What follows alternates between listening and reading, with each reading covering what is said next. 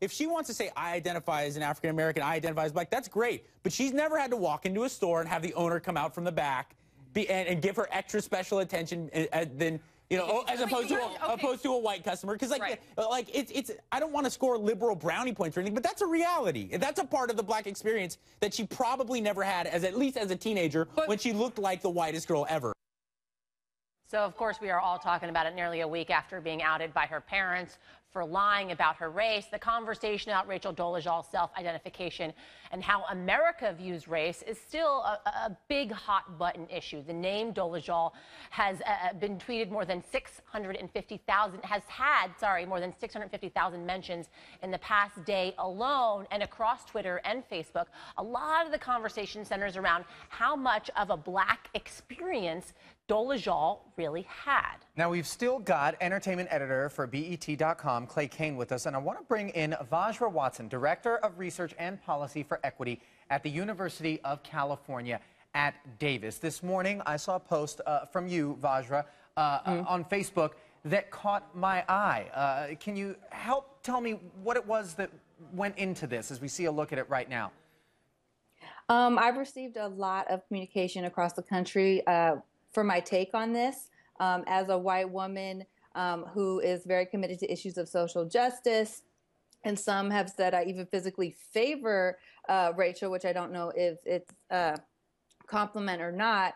I just made the point that it's so very white of her to act with treachery, deceit, and deception, because that is definitely a legacy of our people.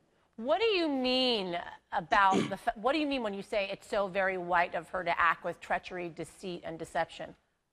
You know, I think you can look across disciplines from, you know, anthropology to economic systems and really, with a critical lens on whiteness, understand that white people have contributed quite severely to the destruction of humanity. And she's somehow continuing that legacy while she's, you know, proselytizing that she's getting away from it. Vajra, you talked about, you used the term cultural thief. Yes. Is this sort of the flip side of the idea of being transracial? It is, and I think that Caitlyn Jenner and Rachel D have one thing vehemently in common, and that is white privilege. And we see that enacted continuously in her interviews. The notion that her contributing in any way to the black community somehow makes her black. That's as if black people who've contributed to the institutions of white America somehow make them white. Race does not work that way, even as a social construct. That's a limited and shallow analysis. The idea that bronzer and spray tan and a weave and knowing how to braid hair somehow allows you into a culture to then simultaneously betray it is quite fascinating, really. Clay, I see you shaking your head in agreement with Vajra. Go ahead. This is a really important point. Yesterday we were talking about this. My mother is white, grew up in Washington when I was very young.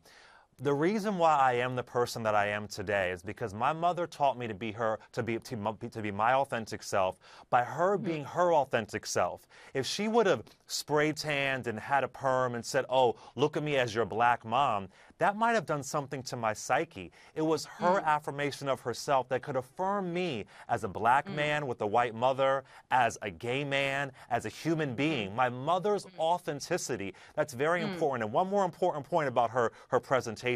Folks have said, oh, it's blackface. This is not blackface. It's worse than blackface. Blackface was what was racism in art and music and film and stage. This is worse. This is deep, deep cultural deception, much worse than blackface. But Vajra, you know, I take issue a little bit with what you said about implying that her negative behavior is part of sort of the white experience. I think a lot of people out there would take issue with that.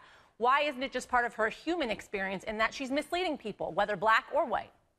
Because she's making a point that her acts are to get her away from white supremacy, to get her away from this history of colonialism, of perpetual slavery, of police brutality, even within the rhetoric of the Black Lives Matter movement. All of these points are in and of themselves valid. What is problematic is the deceptive way that she's been carrying it out. To go on one hand from being at Howard University and have a lawsuit resting in whiteness, to then get hired and lie on your job application identifying as Black. She needs to be held accountable. Now, a lot of my colleagues who are people of color, they're like, man, let's pay this woman no more heed. She's received enough attention. And I respect that. But this is a white issue. This is, I will not let it rest. As a white woman, I am intrigued, I'm fascinated, and I am ready to call Rachel D on the carpet. Yeah, Vajra, clearly a tremendous amount of passion around, your angle on this. I want to thank both you and Clay for sharing your feelings with us surrounding this issue. Thank you both. Yeah, thank you both. Thank you.